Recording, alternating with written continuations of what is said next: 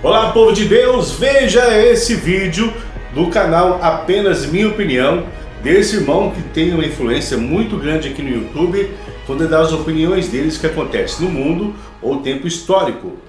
Olha o que ele disse sobre a profetisa de Deus, Ellen G. White, da Igreja Adventista Sétimo Dia, que é a igreja que eu frequento. Veja a opinião dele, o que ele diz sobre ela. Quando você vai na maioria das igrejas evangélicas, o discurso é o mesmo em relação ao adventismo.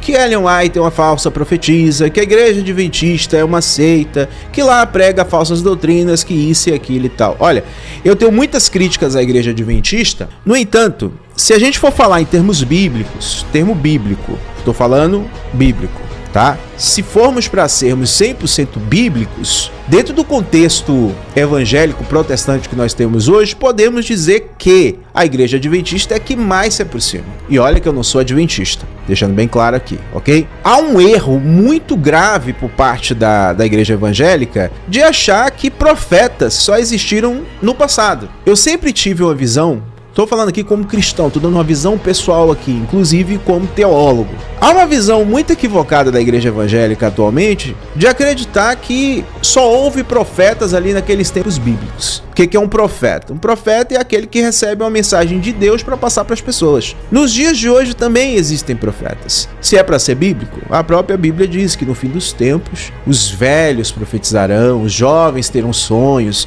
Isso para ser bem raso na argumentação, porque se eu for aprofundar aqui, eu vou levar umas 2 horas falando somente sobre esse assunto. Nos tempos de hoje, eu acredito que existem profetas, eu acredito que existem pessoas que recebem revelações de Deus, revelações divinas. E a Ellen White, essa é minha opinião. Você pode discordar, você pode falar o que você quiser. É minha opinião. Mesmo não sendo adventista, a Ellen White, para mim, foi uma profetisa. Cometeu erros? Cometeu. Assim como outros profetas bíblicos também. Moisés não entrou na Terra Prometida, cometeu erros. Ou seja, são humanos, ok? Isso não é pretexto para a pessoa errar feio. Mas isso não tira dela o que de fato ela é. E na minha visão, Ellen White teve sim visões divinas. Ellen White, sim, escreveu muitas coisas importantes, não somente para a comunidade adventista, mas também para os cristãos em geral, para quem realmente se der assim o trabalho, pelo menos a curiosidade de ler pelo menos o Grande Conflito que ela escreveu. Pelo menos o Grande Conflito, para mim, é livro básico de quem se diz cristão e quer se aprofundar em algumas coisas, né? Principalmente na história do cristianismo. A pessoa tem que ler o Grande Conflito de Ellen White. E chamam a igreja adventista de seita porque ela tem um comportamento mais recluso. Ela tem um comportamento de não se misturar muito com outras denominações.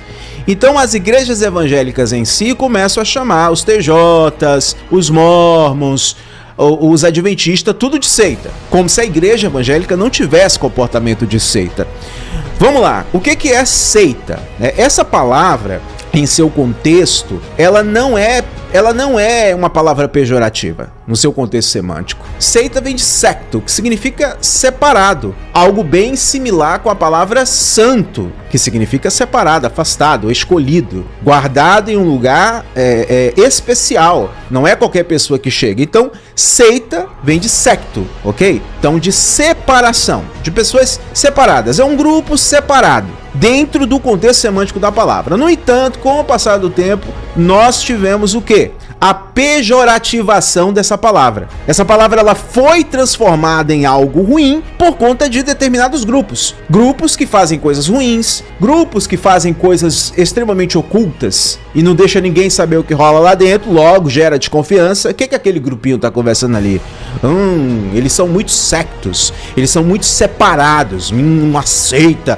Então, a palavra seita, ela acabou sendo associada a uma coisa ruim, quando na verdade, dentro do contexto semântico, não é. Então, dentro desse contexto pejorativo de seita, podemos chamar a igreja evangélica também de seita, principalmente a igreja da Lagoinha, que é a igreja do pastor André Valadão, que adotou a visão do modelo dos 12. Primeiro era G12, depois M12. Quem é da igreja evangélica aí, que é mais velhinho como eu, lembra? Você quer coisa mais característica de seita no sentido pejorativo do que a igreja em célula modelo dos 12? O encontro, você ia pra lá, ficava 3 dias isolado, tal, ninguém podia saber como é que era o encontro, o que acontecia lá. Eu participei do encontro, eu sei do que eu tô falando. Eu já fui de igreja em célula modelo G12, já fui M12, conheço muito bem tudo que rola. Sei exatamente como funciona a igreja em célula modelo dos 12 e G12. Conheço exatamente. Se a gente for pegar na íntegra a palavra seita, a igreja em célula modelo dos 12 e G12 se encaixa perfeitamente nesse contexto. Não é à toa que dentro da igreja evangélica, né, anos 2000, 99, 2000, 2008, 2010, 2013 mais ou menos, sempre teve uma grande polêmica entre teólogos, entre pastores em relação à igreja modelo dos 12.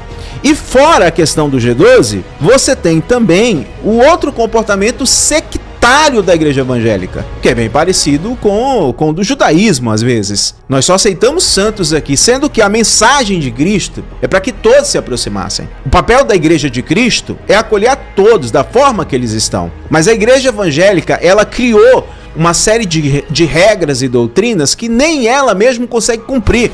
Ela acabou se tornando tão hipócrita quanto o farisaísmo. Essa é que é a verdade. A igreja evangélica não se escandaliza com pastores fazendo desvio de dinheiro, fazendo campanhas absurdas para arrecadar dinheiro, pegando a Bíblia ali, distorcendo para fazer as pessoas darem muito dinheiro para eles, usando a desculpa de que Deus vai abençoar, fazendo as pessoas acreditarem que é Deus que está no negócio, ok? Mas se um irmão pegar o cajado de Moisés dele e abrir o mar vermelho da irmã, de outra irmã lá, se é que vocês me entendem, acabou, o fim do mundo, é banca, é expulsão, é isso e aquilo. O irmãozinho que foi pego em ato de pederastia, acabou a vida dele. Tipo assim, fazem com que a pessoa sinta tanta vergonha que ela não consegue mais ficar dentro daquela localidade, dentro daquele lugar separado onde só tem santo, dentro do secto. Então André Valadão, de todos esses pastores midiáticos que eu vejo aí, é o mais hipócrita de todos, tá? Eu conheço pessoas que organizaram eventos no Diante do Trono. Vocês não têm ideia das coisas que eu já ouvi do André Valadão. Uma pessoa insuportável de lidar. Uma pessoa que se acha estrela. Eu tenho minhas críticas ao Rodrigo Silva. Eu bato de frente com vários argumentos do Rodrigo Silva. Minhas críticas a ele é no sentido arqueológico, no sentido histórico, muita coisa no sentido teológico também. No entanto, o Rodrigo Silva é uma pessoa que, midiaticamente falando, sabe se comportar muito melhor do que o André Valadão. E o André Valadão agora, pra chamar atenção, não tinha o que fazer, falou, vamos falar mal da igreja adventista aqui, apenas por falar. Compartilhe.